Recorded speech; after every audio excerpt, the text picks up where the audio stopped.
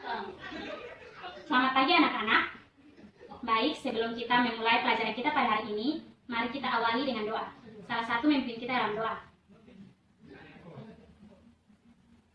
Baik, sebelum itu, Ibu akan memeriksa kehadiran kalian pada hari ini. Jika semuanya hadir, mari kita mulai pelajaran kita pada hari ini yang berjudul Kelarutan dan Hasil Kali Kelarutan. Sebelumnya Ibu akan membaca kompetensi dasar pada hari ini. Yang pertama, memprediksi terbentuknya endapan dari suatu reaksi berdasarkan prinsip kelarutan dan hasil kali kelarutan, atau KST. Yang kedua, mengelola dan menganalisis data hasil percobaan untuk memprediksi terbentuknya endapan. Baik, kita masuk pada materinya. Sebelumnya, kita harus mengerti pengertian dari kelarutan dan hasil kali kelarutan.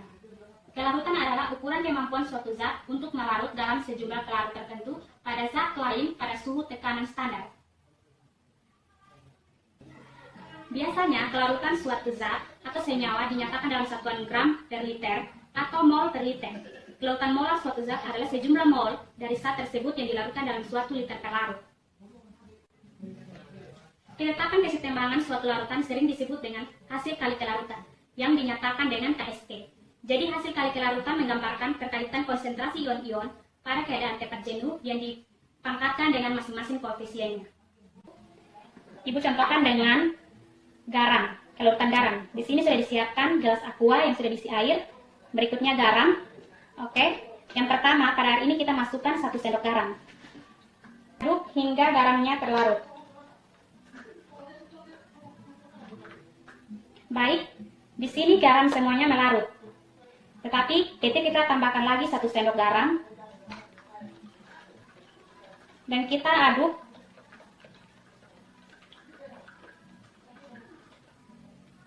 Maka pada garam ini, kelarutan ini, masih ada garam yang tertinggal di dasarnya.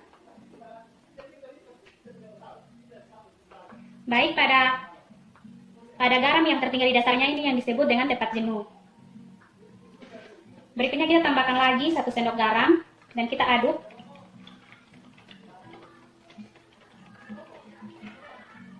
Maka garam yang tadi, tepat jenuh yang tadi, akan tetap mengendap ke dalam seperti yang garam yang sudah ditambahkan tadi.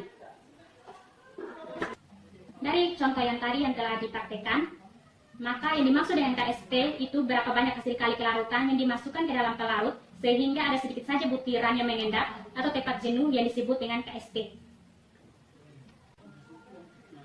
Dari kelarutan tersebut, maka reaksi garam dengan garam yang dilarutkan dalam air yaitu NaCl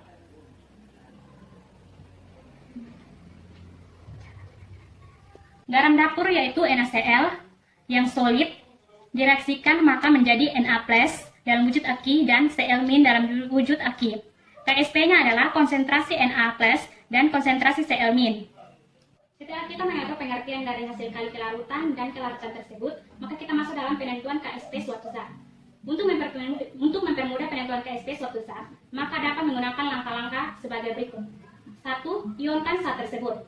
Kedua, misalkan konsentrasi sebagai kelarutan. Ketiga, kalikan ion-ion tersebut yang dipangkatkan dengan koefisiennya. Keberadaan ion sejenis dalam suatu larutan dapat mempengaruhi suatu zat dalam air. Contoh sebagai berikut. Jika ke dalam larutan jenuh AgCl ditambahkan beberapa tetes AgNO3, maka akan terbentuk endapan AgCl. Hal ini dikarenakan Ag+ dengan AgNO3 mempengaruhi kelarutan AgCl dalam air. Hal tersebut di atas dapat terjadi karena dalam larutan jenuh AgCl terdapat kesetimbangan antara padatan AgCl dengan ion-ionnya.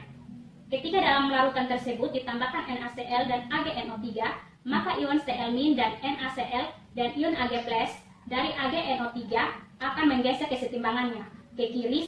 Baik, pH suatu larutan dapat diketahui melalui adanya ion H+ dan OH- dalam suatu larutan. Semakin besar harga KSP suatu zat, semakin mudah senyawa tersebut larut. Sebaliknya, semakin kecil harga KSP pada suatu zat, semakin sukar zat tersebut larut. Harga KSP suatu zat dapat digunakan untuk mengatur pembentukan endapan dalam larutan.